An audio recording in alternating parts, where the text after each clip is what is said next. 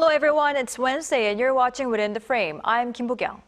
July 27, 1953, a U.S.-led UN command, North Korea and China signed the Korean Armistice Agreement, halting a war that had dragged on from 1950 to 1953. This Thursday marks the 70th anniversary of that very day, and to celebrate and commemorate, war veterans who fought for South Korea visited Seoul, reflecting on the blood and tears they shed on the battlefields. However, as if proving that the two Koreas are still technically at war, tensions on the peninsula have recently escalated more than ever before, with North Korea continuing with its missile and nuclear threats. What were the details of the Armistice Agreement, and how does North Korea view this day? To talk about this in the studio, we have Professor Min Jeong-hun from the Korean National Diplomatic Academy. Professor Min, welcome. My pleasure. And we also have Mark Berry, Associate Editor Emeritus at the International Journal on World Peace. Mr. Berry, thank you for your time. Good evening and pleasure to be here. All right, thank you. Now, Professor Min, first question to you. So the Korean War broke out on June 25, 1950, and it was halted by signing the Armistice Agreement on July 27, 1953. Now, for those who might not be familiar with Korean history, could you briefly tell us the major events that took place that led to signing of the Armistice Agreement? Yes, and the Korean War was fought between two Koreas from 1950 to 1953. And it began on June 25, 1950, when the North invaded the South, following the clashes along the border. And this invasion was the first military action of the Cold War. And as you know, the Cold War began around 1947. And at the time, in terms of the Korean War, the North Korea was supported by China and the Soviet Union, while South Korea was supported by the United States and allied countries. And the war lasted about 3 years, and finally in July 1953, the war came to an end when the Armistice Agreement was signed. And the agreement created the Korean Demilitarized Zone, DMZ, to separate North and South Korea to Koreas and allowed the return of the prisoners. But no peace treaty was ever signed, and the two Koreas are technically still at war. And sadly, the Korean War was among the most destructive conflicts of the modern era, because approximately 5 million soldiers and civilians lost their lives in the war. And it also incurred the destruction of virtually all of the cities across the Korean Peninsula.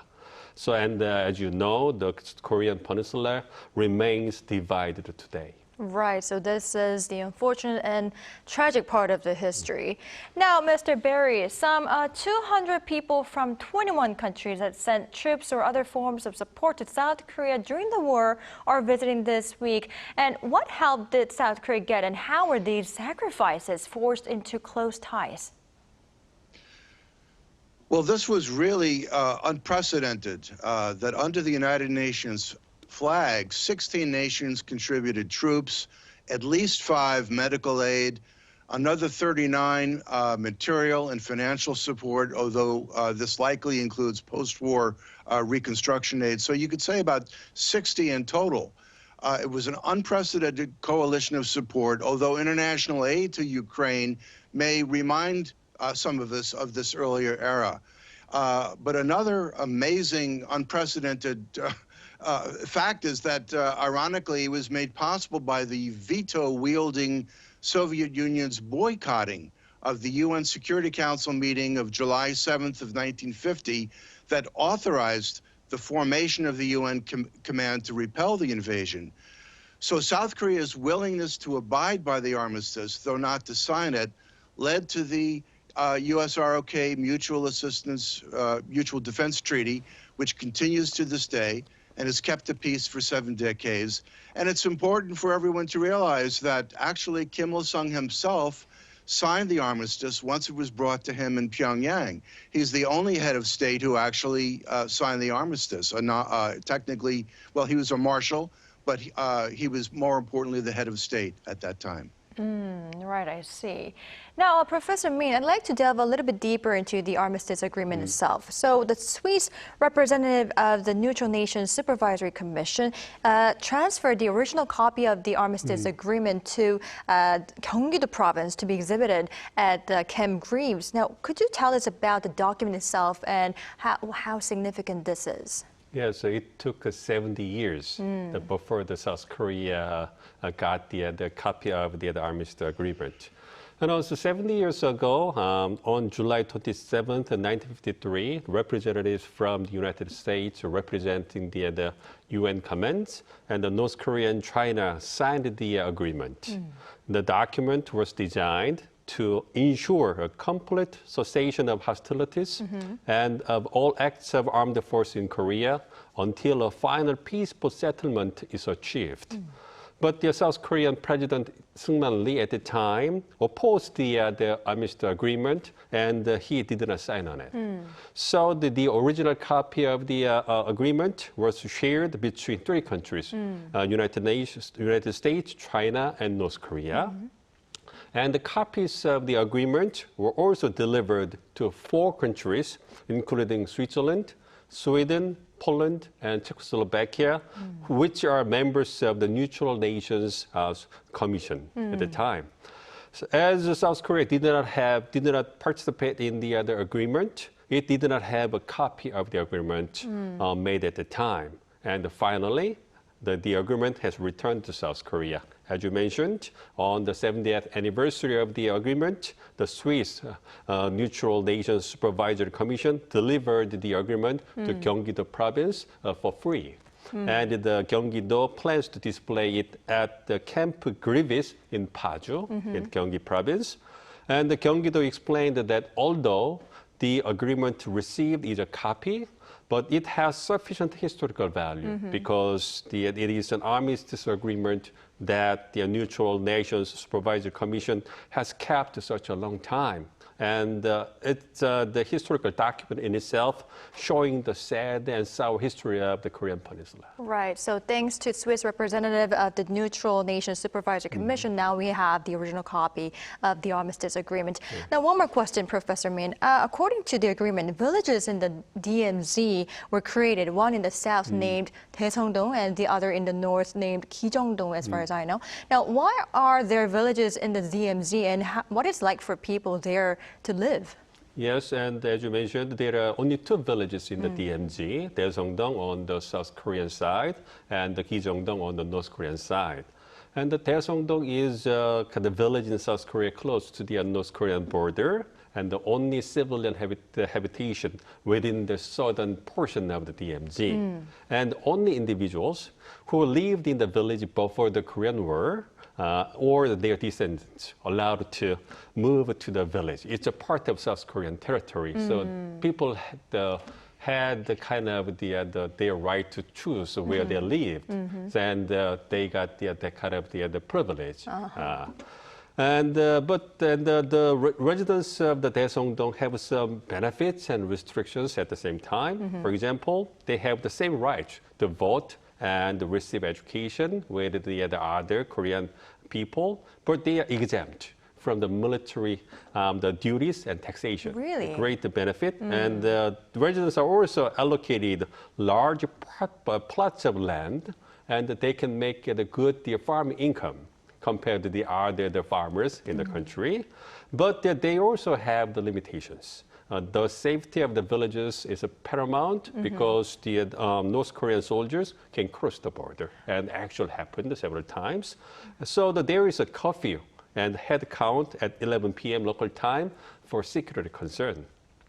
Meanwhile, Kijeongdong is in the northern portion of the DMZ, and it's known as Peace Village in North Korea, but it is also known as Propaganda Village in South Korean and the Western media.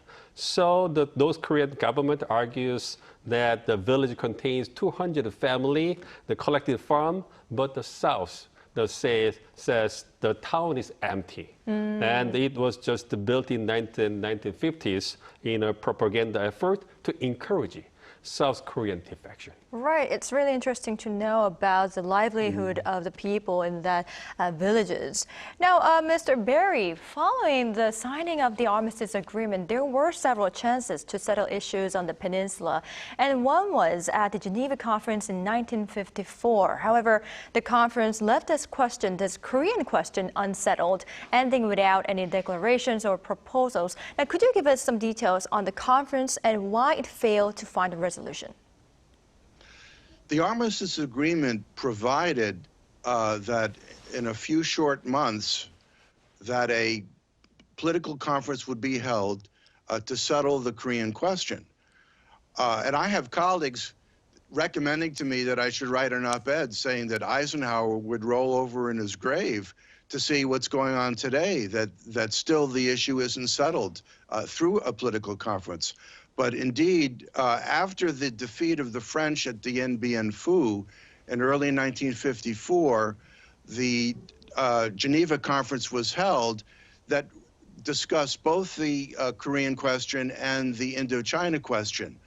My own sense of things is that the United States had already lost patience dealing with China and North Korea over the terms of the armistice and the prisoners of war. And when Secretary of State John Foster Dulles arrived in Geneva, he was in a hurry to get out of there and not deal with the Korean issue at all. And instead, the larger focus was put on Indochina. And it was actually at the Geneva Conference that Vietnam was formally divided at the 17th parallel between North and South Vietnam. So you could say that the United States under Eisenhower and his successors made relatively little effort to discuss the Korean question until the beginning of the demise of the Soviet Union. But if you go to the United Nations Command website, it will say very clearly that the Armistice Agreement served as the ceasefire necessary to afford negotiating space for a final diplomatic peace agreement. The Geneva Conference hosted peace talks. No formal peace treaty was signed. And so the UN command site says, thus, the Korean Peninsula technically remains in a state of war with the UN command upholding its commitment to the Armistice Agreement. So that's technically where things stand in a strict sense of international law. And I think that has to be kept in mind. Right, I see. Now, Mr. Berry, one more question. So some say that there could happen a chance after the collapse of communism in the Soviet Union and Eastern Europe as former President Roh Tae-woo pursued the Nordpolitik policy. Now, what were other events that could have led to peace on the peninsula, and how did they go? Well, that was an amazing period, which I was very happy to participate in many different ways. And in many senses, it began when President Noh met with Gorbachev at the Fairmont Hotel in San Francisco in June of 1990.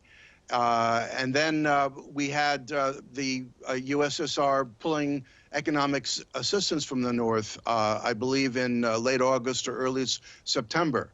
Then you had Japan's political kingmaker, Shin Kanemaru, who went to North Korea, and in particular, Kim Il-sung was very struck by this gesture of the Japanese leadership. And then you had a series beginning in September of 1990 of North-South prime ministers' talks that led to the basic agreement that was signed in December of 91 and ratified in 1992. But at the same time, the U.S., in my opinion, made a number of missteps.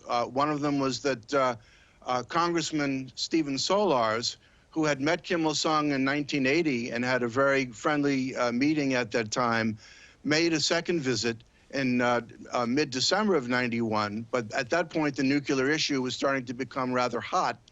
And when he met Kim Il-sung for the second time, he took out an envelope of satellite photos of nuclear facilities, and he slammed them down on the table and basically charged Kim Il-sung with hiding their program from the rest of the world. And this was highly offensive to Kim Il-sung, and he said a few perfunctory comments and walked out of the room, and that was that. It was very sad that it had to end that way. A month later, the #3 North Korean leader, Kim Jong-un, met with Undersecretary of State Arnold Cantor and some of his aides.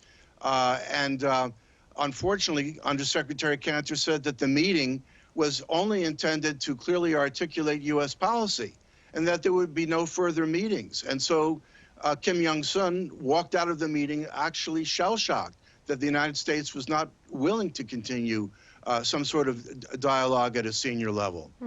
But I think because of the prodding of former chairman of the Joint Chiefs, Admiral William Crowe, President Bill Clinton, once he was elected, began the Geneva dialogue at a mid-bureaucratic level in 1993, but not much of substance was achieved until former President Carter went to Pyongyang in June of '94 at the height of the first nuclear crisis with the intention of defusing it, which he did. He made the basis of an agreement that would later be negotiated as the October '94 agreed framework. But I would say that the biggest missed opportunity was that, unfortunately, the ROK government at that time, when Kim Il-sung died in July 8th of 1994, the ROK did not send any senior leaders to Kim's funeral, and it did not send condolences. And instead, rather uncomplimentary comments were made by the ROK government at that time, despite the fact that Bill Clinton himself sent a condolence letter to Kim Jong-il. So in many ways, we had to wait for improvements to come all the way until June of 2000, when President Kim Dae-jung met with Chairman Kim Jong-il. Right. Now, Professor Min, so as Mr. Berry pointed out, there were several efforts made for peace on the peninsula. However, they had their limits, and still the two Koreas are technically at war. And a lot of experts say the ROK-US alliance is playing an effective role right now to deter war on the peninsula. Now, what's your view on this? Yeah, absolutely. I personally agree with the point of view that one of the main tasks of the ROK-US alliance is to stably manage the security situation on the Korean Peninsula. As you know, the ROK-US alliance began as a military alliance through the signing of the 1953 Mutual Defense Treaty, and it was successfully functioned over several decades, and it was eventually transformed into a comprehensive strategic alliance in the 21st century. Such a transformation reflects the South Korea's improved the economic and national capabilities and the U.S. changing strategic considerations in the Asia Pacific. Although ROK-US alliance has evolved into the comprehensive strategic alliance, its biggest role remains as a solid military alliance to protect the life and the property of the Korean people and maintain the defense posture on the peninsula. This is why in the joint statement from the South Korea and U.S. summit, priority has been given to reaffirming the U.S. defense commitment to South Korea, including its extended deterrence. So there should be no question that the ROK-US alliance has been operating as a key mechanism for maintaining peace and stability on the Korean Peninsula for the past 70 years. Right. Now, Professor Min, I'd like to also ask you about North Korea's view on the anniversary of signing the Armistice Agreement. Now, as far as I know, they call it Victory Day, and recently Pyongyang invited Chinese and Russian delegation as the first foreign guests since COVID-19. What does that hint at? Yes, in North Korea, as you mentioned, the Korean War is called the Great Fatherland Liberation War, and the July 27th, the date of signing the agreement, Armistice Agreement, is called the Victory Day, right, and it is celebrated every day. For example, as you mentioned, North Korean state media said yesterday that Kim Jong-un visited the cemeteries to pay respect to North Korean soldiers killed during the Korean War and to commemorate the 70th anniversary of the signing of the agreement. And during the visit, the Chairman Kim said, quote, "The miracle of July 27th is a great victory of significance in the human history, as they inflicted the eternally indelible disgrace and the defeat on the U.S. imperialism and aggression." And he also stressed that the great victory won by the peoples of the North Korea and China at the cost of their blood is displaying its great vitality. And it is also expected that North Korea will hold a large-scale celebration, including the military parade to mark the anniversary. So it seems that the anniversary of the signing Armistice Agreement is an important national holiday for North Korea, and it has been taken advantage of for political propaganda. And China and the Russian delegations joined the anniversary because they are pretty important partners of North Korea, and they did very important roles in terms of the winning the Korean War back in the 1950s. Right, I see. Now, I believe this would be our last question, and I'd like to ask both of our experts on this. Now, Mr. Berry, what's your diagnosis on the current situation on the Korean Peninsula, and in what direction do you believe the two Koreas should go for sustainable peace and stability? I think the fundamental principle has to be to avoid a second Korean War, because it will destroy the entire Korean Peninsula. Whether you regard yourself as progressive or conservative or whatever, I still think that that outcome would be very hard to avoid without great care. A war can erupt from Allied weakness, but it can also erupt from miscalculation and misperception of either side appearing to take steps towards war. And I believe that the armistice and its technical state of war is inherently unstable. It should be ended with a peace treaty with comprehensive arms control measures that would focus on nuclear weapons and long-range missiles. And as China is a signatory to the armistice, it must be involved, as well as the U.S. and both Koreas. Negotiations must be pursued from a position of trilateral unity among Japan, South Korea, and the United States. And I would note that the late Israeli Prime Minister, Yitzhak Rabin, is known for having said, "You don't make peace with friends, you make it with unsavory enemies." And my late colleague, who met Kim Il-sung 5 times and Kim Jong-il twice, said, with respect to his own engagement of North Korea, that you must give your adversary the respect they don't deserve. Otherwise, you will not have a partner for peace. So I would conclude and say that you have to make a solid foundation for permanent peace, because otherwise everything just breaks down over time. You cannot endlessly manage a conflict. So the permanent division of Korea must be resolved in a permanent way. Right, I cannot agree more. Now, Professor Min, what's your view on this? Could you briefly tell us? Yes, I completely agree with what Dr. mentioned about it.